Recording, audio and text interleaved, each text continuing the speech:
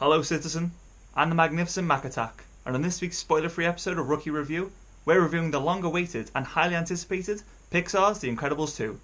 So I'll hand you over to my alter ego, Just Joe.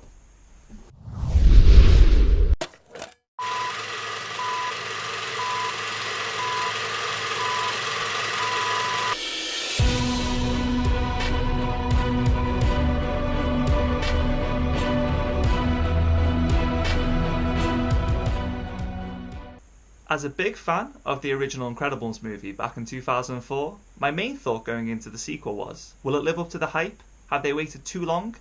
And therefore simultaneously created unreachably high expectations, but also missed an audience which is no longer there. My other concern was, though Pixar, along with Disney Animated Studios, is the king of animated features, their track record for sequels and prequels is not as stellar as their original works. Yes, the Toy Story trilogy is masterfully crafted, but the plot for all three movies is practically identical. They missed the mark with a Monsters Inc. prequel that no one asked for, as we were all too eager to see Sully and Boo reunited in a sequel which is still yet to have materialised. Finding Dory felt unnecessary, and let's just ignore the Cars trilogy. However, thankfully, right off the bat, I can confidently say, with relief, that this is the best sequel that Pixar has ever produced. And though perhaps not as flawless as the original movie, it still is a stellar effort. The experience doesn't get off to the best of starts, but that isn't actually down to The Incredibles, but more so the short that features before the main attraction, Bao. I'm usually all for the animated shorts, as they act as an amuse-bouche to what is to come, and they usually get you laughing, have you on the verge of tears, or in the right mood for the next 100 minutes or so. I know the stylistic animation choice for Bao is very unique for Pixar's wheelhouse. The short is too on the nose in trying to get a strong emotion out of you within too short a time. It tries to be a heartwarming story of a child growing up through the eyes of a mother, but the visual symbolism of food representing a fractured and smothered mother and son relationship doesn't work, and ultimately Bao, along with 2016's Lou, have to be the worst shorts Pixar has ever produced. And if I had to give Bao a review, it would get 2 out of 5 Bao-sized mini rookie reels. Now, let's get on with the main course. Right off the bat, the musical score and the retro 2D Art Deco style immerses us back into the world of The Incredibles, back to 14 years ago, literally, as the movie opens right off where the last movie ended. I know I was surprised about how underwhelming the action set piece against the Underminer played out, considering I had been waiting for this confrontation for so long. Maybe my expectations were too high, too soon. Or maybe it was an unnecessary and wasted action scene. Who knows? Regardless, this opening scene does introduce a trend that reoccurs multiple times throughout the movie. That of highly thrilling, fast-paced and complex action set pieces playing out on moving vehicles in a highly populated environment. The moving aspects of the monorail, helicopters and boats gives the later action set pieces multiple layers of entertainment and threat, making them thrilling to watch, while at the same time blowing your mind with how crazy difficult it must have been to animate this movie. My other note of nearly every action scene taking place in densely populated areas gives not only those scenes, but the movie as a whole a greater level of threat and consequence.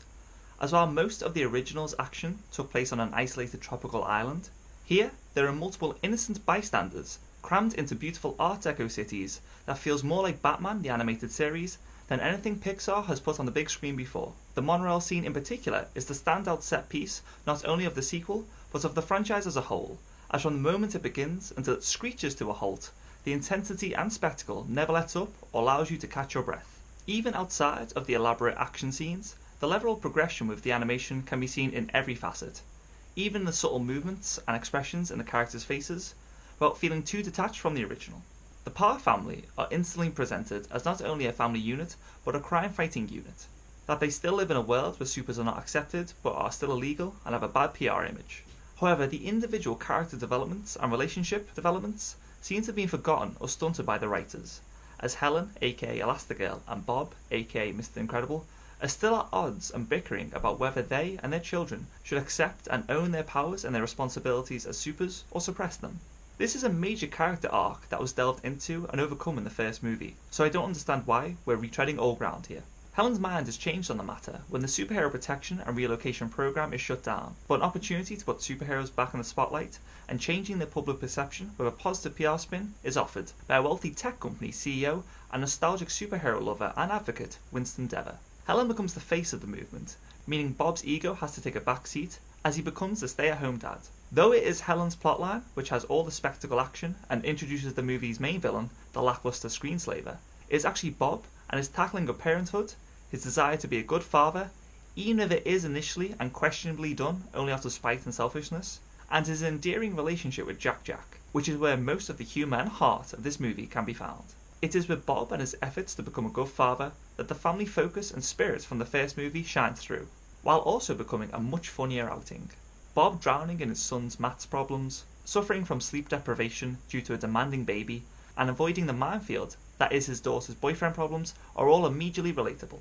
The biggest crime that Incredibles 2 may have committed is that it may have retrospectively made the original, almost perfect movie now less enjoyable, for one reason and one reason only. The original doesn't have enough Jack. While this movie survives off his infectious humour, playful energy and endless array of powers that are perfectly displayed in comical set piece after comical set piece. Though at times it feels like a lot of Jack scenes are just comical shorts that have been segued into the movie, the slapstick humour is always laugh out loud, particularly with the scene between Jack and the rummaging raccoon, or the bond created between Jack and Edna Mode. Jack's variety of powers offers hilarious shocks and surprises even late on in the movie, and he is absolutely the standout character, taking the comedy crown from Edna Mode, who actually feels more uncomfortably shoehorned into this movie than the last time we saw her. While the first Incredibles had a truly evil villain with a wicked plan and empathetic motive, Screenslaver falls more into the bad batch of underwhelming Marvel villains. Another character is given some meaty monologues with some actual intelligent and mature critiques of people in 2018, especially our dependency and addiction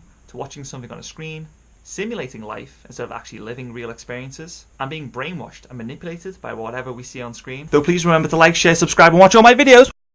I know Helen's tracking down of the Screenslaver takes this movie and Pixar out of its tonal comfort zone, as it feels as though Helen has been thrust into a dark and seedy corner of Gotham City. Ultimately, the big reveal of who the villain really is can be seen miles away, and their motive convoluted and forced. And in the end, they're defeated far too easily. So with regards to the villain, Incredibles 2 gets it wrong where number 1 got it so right with Syndrome. Dash and Violet still just feel like they're there because they have to be, while Violet also manages to be even more annoying and dislikable than the original, due to her uninteresting teenage drama.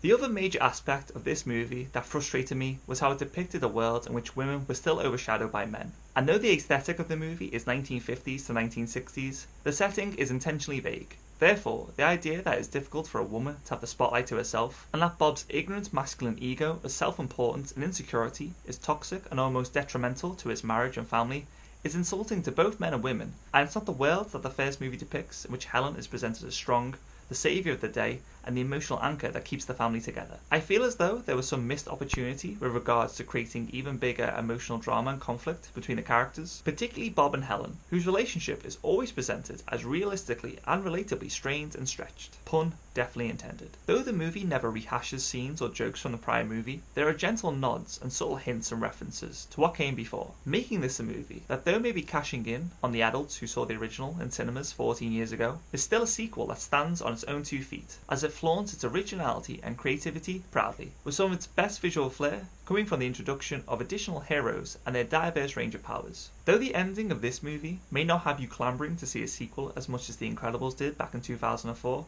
director Brad Bird has still created a highly enjoyable movie which has lived up to the hype and immense anticipation, and with a new breakout character and scene stealer in Jack, and some of the best action sequences ever seen in an animated movie, an Incredibles trilogy would still be most welcome. I therefore give The Incredibles 2 4 out of 5 rookie reels. Well, that was our review. Tell us your thoughts about the movie in the comments below. Make sure to like, share and subscribe, and check out all our other videos, including our first episode of Teaching Tony, where we delve into the first Incredibles movie and what makes it so great. Thanks for watching, and remember, no gapes! You liked that? Did you like that, did you? As a big fan of the original... Oh, see, now I'm not the superhero, I can't talk as well. As... Pronunciate your words. There are multiple innocent bystanders. Multiple innocent bystanders. Multiple innocent bystanders. There are multiple innocent bystanders. There are multiple innocent... Due to uninteresting, I can't say uninteresting, than the original.